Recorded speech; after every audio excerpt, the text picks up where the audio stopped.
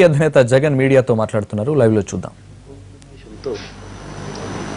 మీరు అడిగితే ఇక్కడికి రమ్మని చెప్పా. ఇవాళ విచ్చలవిడిగా ఆంధ్రప్రదేశ్లో చంద్రబాబు నాయుడు గారు ఒక్కొక్క ఎమ్మెల్యేకి 20 కోట్లు 30 కోట్లు ఎర చూపుతూ డబ్బులు ఇస్తూ కొనుగోలు చేస్తా ఉన్నారు అని అంటే డెమోక్రసీలో మనం ఉన్నాం.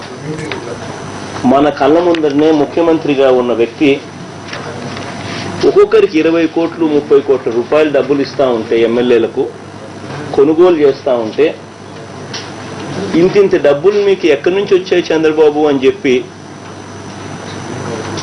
కనీసం అడిగే పరిస్థితి అన్నా ఉందా అని అడుగుతా ఉన్నా. విచ్చలవిడిగా ఇంతింత బ్లాక్ మనీ డిస్ట్రిబ్యూట్ చేస్తూ తన దగ్గర ఉన్న బ్లాక్ మనీని చివరకు తెలంగాణలోని తన పార్టీ ఎమ్మెల్సీని గెలిపించుకునేదానికి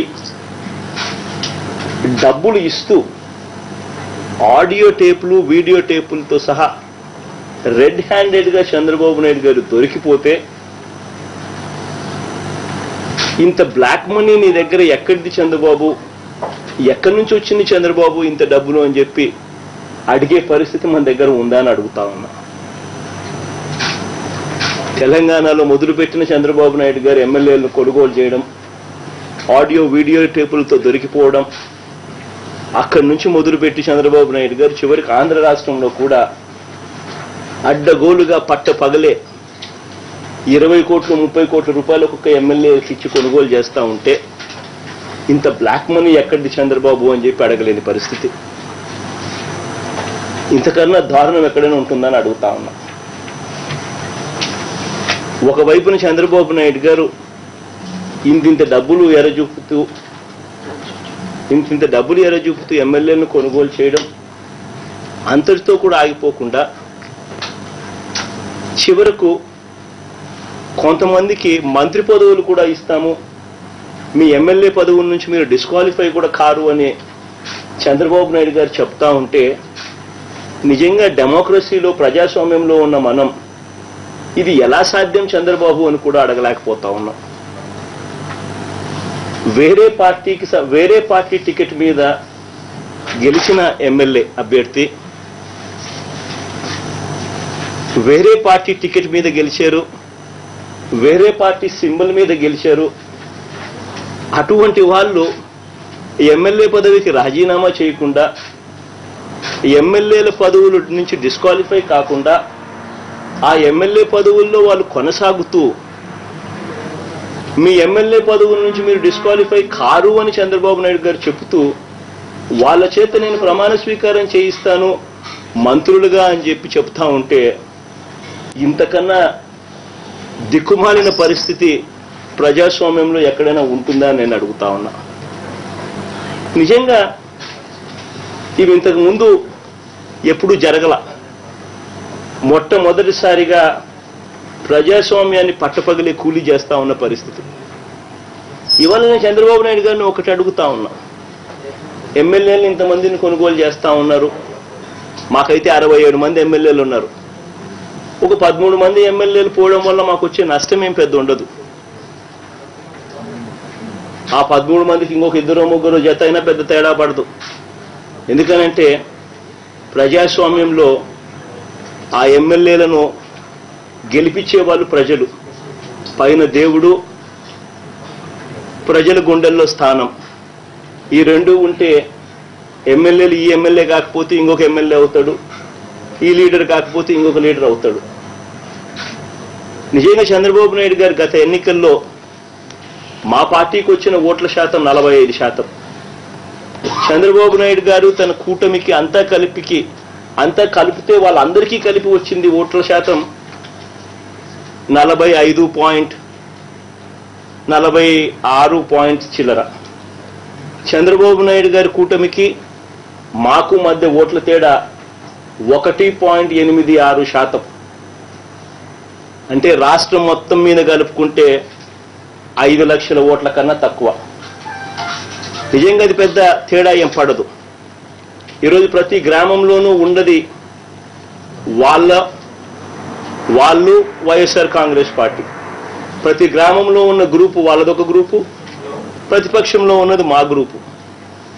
ఇక్కడ వేరే గ్రూప్ వేరే పార్టీ ఎక్కడ ఈ రాష్ట్రంలోనే లేదు. అట్లాంటిది 45% మాకు వచ్చి దాదాపుగా 46 చిల్లర శాతం వాళ్ళకు వస్తే కొంతమంది ఎమ్మెల్యేలు పోవడం వల్ల జరిగే నష్టం ఎక్కడా ఉండదు.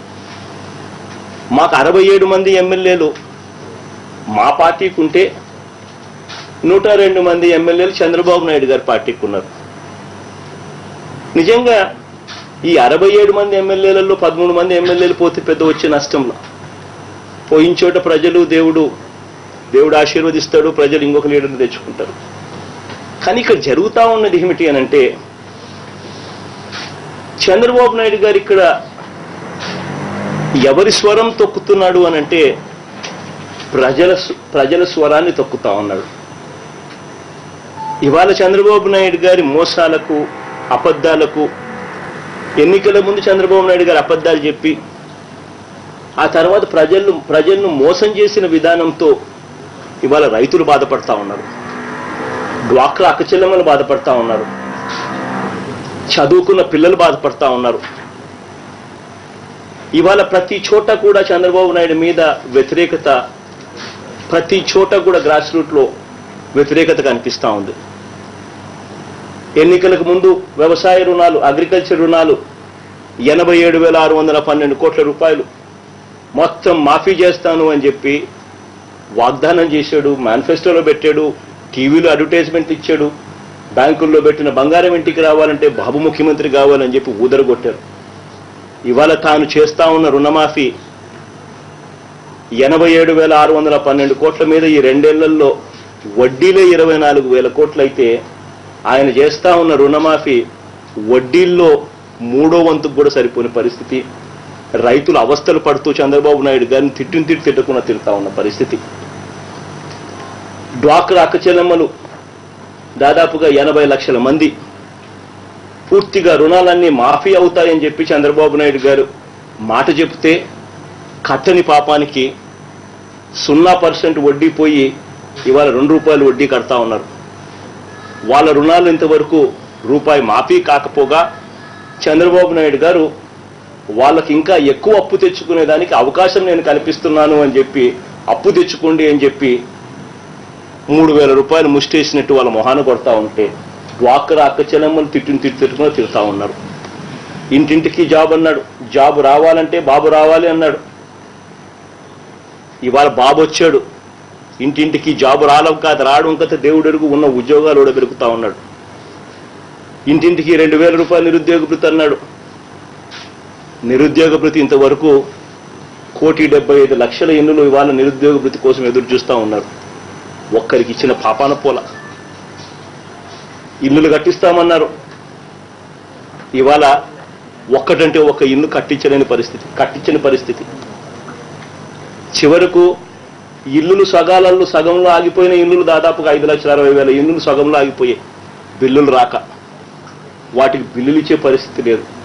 కరెంటు ఛార్జీలు 2 సార్లు పెంచాడు 2 ఏళ్లకు. ఆర్టీసీ ఛార్జీలు మోగాయి, 2 ఏళ్లలో ఆర్టీసీ ఛార్జీలు పెంచాడు.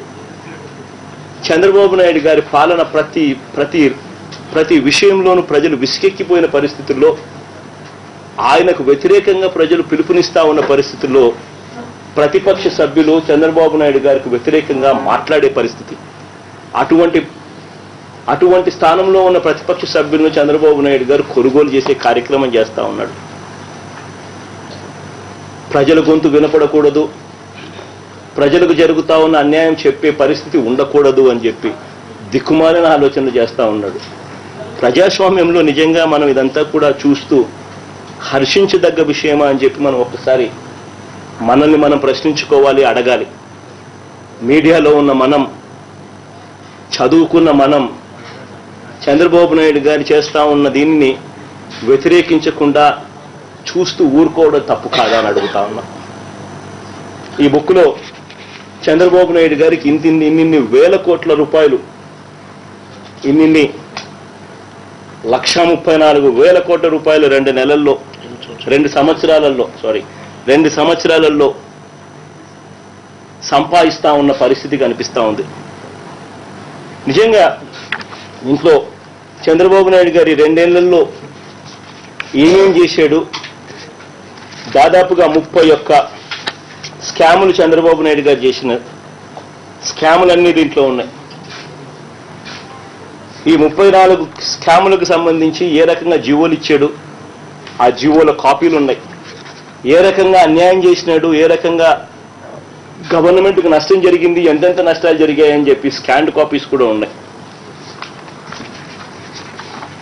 ప్రతి విషయంలోనూ ఏ రకంగా చంద్రబాబు నాయుడు గారు చేస్తా ఉన్నారు అని చెప్పి.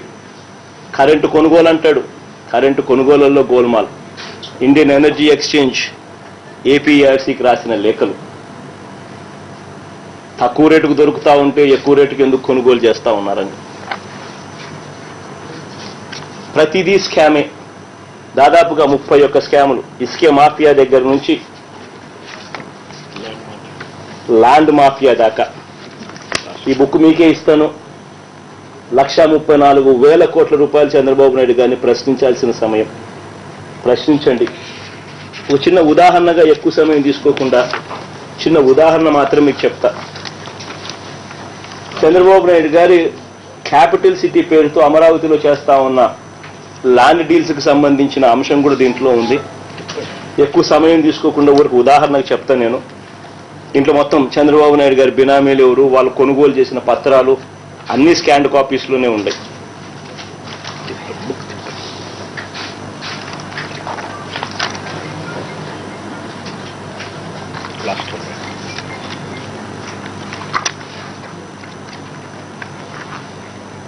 ఎవరి పేరుతో కొన్నారో వాళ్ళ స్కాన్డ్ కాపీస్ అన్నీ ఉన్నాయి. ఇది లోతుగా చేస్తే ఇంకా ఎక్కువ పేపర్లు కూడా బయటపడతాయి. చిన్న ఉదాహరణ నేను చెప్తా, ఎక్కువ సమయం తీసుకోకుండా. ఈ ఒక్క పేపర్ ఒకటి, ఇది ఒక్క పేపర్ చూడండి. ఇది master plan, CRDA master plan Chandrababu Naidu గారు రిలీజ్ చేసింది. ఇది ఒక్క పేపర్ కాస్త చూడండి. ఇక్కడ 2 అంశాలు, ఎక్కువ సమయం తీసుకోకుండా 2 అంశాలు చెప్తా. క్యాపిటల్ సిటీ పేరుతో చంద్రబాబు నాయుడు గారు ఎన్ని వేల ఎకరాలు మోసం చేశాడు.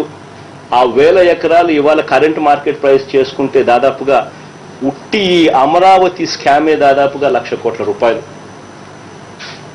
1,34,000 చిల్లర కోట్లలో ఉట్టి అమరావతి స్కామ్ ఒకటే దాదాపుగా 1,00,000 కోట్ల రూపాయలు. చిన్న ఉదాహరణ చెప్తా. చంద్రబాబు నాయుడు గారు ముఖ్యమంత్రిగా ప్రమాణ స్వీకారం, ఎన్నికలు అయిపోయింది మేలో. మే 24 ఎప్పుడు ఎన్నికలు అయిపోయాయి. ఎన్నికలు అయిపోయిన తర్వాత చంద్రబాబు నాయుడు గారికి రాజధాని ఎక్కడ పెట్టాలి అన్న అంశం తన బుర్రలో ఉంది.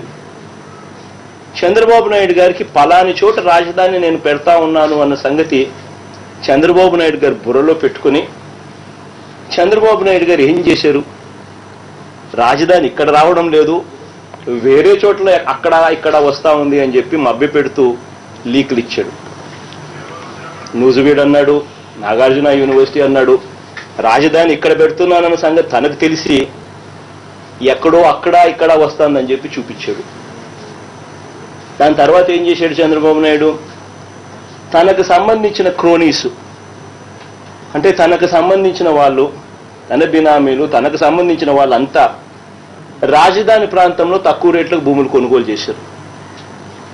అక్కడెక్కడో రాజధాని వస్తుందని మీడియా లీకుల ద్వారా అటు చూపించాడు. చివరకు తక్కువ రేటుకు కొనుగోలు చేసింది ఇక్కడ కొనుగోలు చేశారు తనకు సంబంధించిన వాళ్ళు, తన క్రోనీసు. కొనుగోలు చేసిన తర్వాత డిసెంబర్ 28న, అంటే మేలో ఆయన ప్రమాణ స్వీకారం చేశాడు. డిసెంబర్ 28న, అంటే దాదాపుగా 6-7 నెలల తర్వాత రాజధాని వాళ్ళు కొనుగోలు చేసిన ప్రాంతంలో అక్కడ వస్తా ఉంది అని చెప్పి అప్పుడు చెప్తాడు. అంటే వాళ్ళకు సంబంధించిన మనుషులందరూ కొనుగోలు చేసిన తర్వాత, తక్కువ ధరకు రైతుల దగ్గర నుంచి కొనుగోలు చేసిన తర్వాత రాజధాని ఇక్కడ వస్తా ఉంది అని అప్పుడు డిక్లేర్ చేస్తాడు. ఎన్ని వేల ఎకరాలు అనేది మేము ఒక టిప్ ఆఫ్ ది ఐస్బర్గ్, మాకు సంపాదించిన ఇన్ఫర్మేషన్ మేరకు మేము చెప్పాం. ఎంక్వైరీ జరిగితే ఇంకా లోతుగా ఇంకా ఎక్కువ ఎకరాలు కూడా దొరుకుతాయి. పూర్తిగా ఇక్కడ స్కామ్ ఏంటంటే, పలాని చోట రాజధాని వస్తా ఉందని తెలిసి ఆ రాజధాని ప్రాంతంలో తనకు సంబంధించిన వ్యక్తులు కొనుగోలు చేసే విధంగా చూపించడం, కొనుగోలు చేసిన తర్వాత రాజధాని అక్కడ డిక్లేర్ చేయడం, ఇది ఇన్సైడర్ ట్రేడింగ్ కాదా అని అడుగుతా ఉన్నాం. దీన్ని ఇన్సైడర్ ట్రేడింగ్ అనక ఏమంటారు అని అంటా ఉన్నాం. చంద్రబాబు నాయుడు గారు ప్రమాణ స్వీకారం చేసేటప్పుడు ఓత్ ఆఫ్ సీక్రసీని తీసుకుంటాడు. అంటే తనకు సంబంధించిన ఇన్ఫర్మేషన్ సీక్రెట్గా పెట్టుకుంటాను, ఆ ఇన్ఫర్మేషన్ అమ్మి లాభం చేసుకోను అన్నది ఓత్ ఆఫ్ సీక్రసీ. ఆ ఓత్ ఆఫ్ సీక్రసీని బ్రీచ్ చేశాడు, ఇన్సైడర్ ట్రేడింగ్కు పాల్పడ్డాడు. ఇంకొకటి చూడండి, రాజధాని ప్రాంతం డిసెంబర్ 20 మేలో ఆయన ప్రమాణ స్వీకారం చేశాడు. మేలో గవర్నమెంట్ వచ్చింది. డిసెంబర్ 28న రాజధాని ఇక్కడ వస్తుందని తనకు సంబంధించిన వ్యక్తులు కొనిన తర్వాత రాజధాని డిక్లేర్ చేశాడు తక్కువ రేటుకు. చేసిన తర్వాత ఇంకొక పెద్ద స్కామ్, చుట్టూ 2 జిల్లాలు జోనింగ్ చేశాడు. బాగా కనిపిస్తుంది చూడండి. ఆ జోనింగ్ ఒకసారి గమనిస్తే తనకు సంబంధించిన క్రోనీసు, తనకు సంబంధించిన బినామీస్కు మాత్రం వాళ్ళ భూములు మాత్రం proposed urban area agriculture zone 3లో ఉన్నాయి. కానీ మిగిలిన రైతుల భూములన్నీ కూడా అగ్రికల్చర్ జోన్ 1లో ఉన్నాయి. చూడండి ఆ చుక్కలు, వాళ్ళు కొనుగోలు చేసిన భూములన్నీ ఆ చుక్కలు. అంటే తనకు సంబంధించిన బినామీలు భూములు అమ్ముకునే దానికోసం వాళ్ళని రియల్ ఎస్టేట్ జోన్లలో పెట్టడం, వాళ్ళ భూములకు మాత్రం డిమాండ్ వచ్చేట్టుగా జోనింగ్ చేయడం, వేరే రైతులు ఎవరు కూడా భూములు అమ్ముకోలేని పరిస్థితిలోకి నెట్టేయడం, తద్వారా తనకు సంబంధించిన బినామీలకు మాత్రం భూములు అమ్ముకునే వెసులుబాటు కలిగించి వాళ్ళను మాత్రం కోటీశ్వరులను చేయాలా అని ఆరాటపడ్డం. అగ్రికల్చర్ జోన్ 1 అంటే భూములు ఏదానికి వ్యవసాయ దానికి తప్ప ఇంకేదానికి వాడకూడదు. అగ్రికల్చర్ జోన్ 3 అంటే ప్రపోజ్డ్ అర్బన్ ఏరియాలో ఏదైతే అర్బన్ యాక్టివిటీస్ చేయొచ్చో అదే యాక్టివిటీస్ అగ్రికల్చర్ జోన్లో 3లో కూడా చేయొచ్చు బైలాస్. ఇది మరి మోసం కాకపోతే ఏంది చెప్పండి? ఇంతలా బుక్కును చూపిస్తా ఉన్నా. చేసినది చంద్రబాబు నాయుడు గారు చేసిన స్కాముల్లో చిన్న ఉదాహరణ చెప్పా, ఎక్కువ సమయం తీసుకోకుండా 2-3 ఎగ్జాంపుల్స్ మాత్రమే చెప్పా, ఎక్కువ సమయం తీసుకోకుండా. ప్రతి దానికి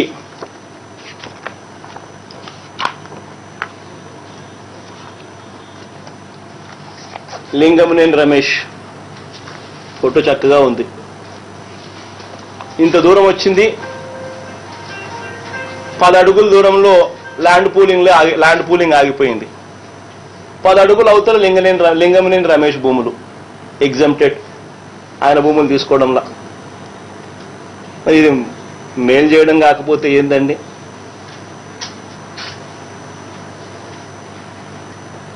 చంద్రబాబు నాయుడు గారు ప్రస్తుతం ఎవరింట్లో ఉన్నాడు అంటే ఆయన ఇంట్లోనే ఉన్నాడు.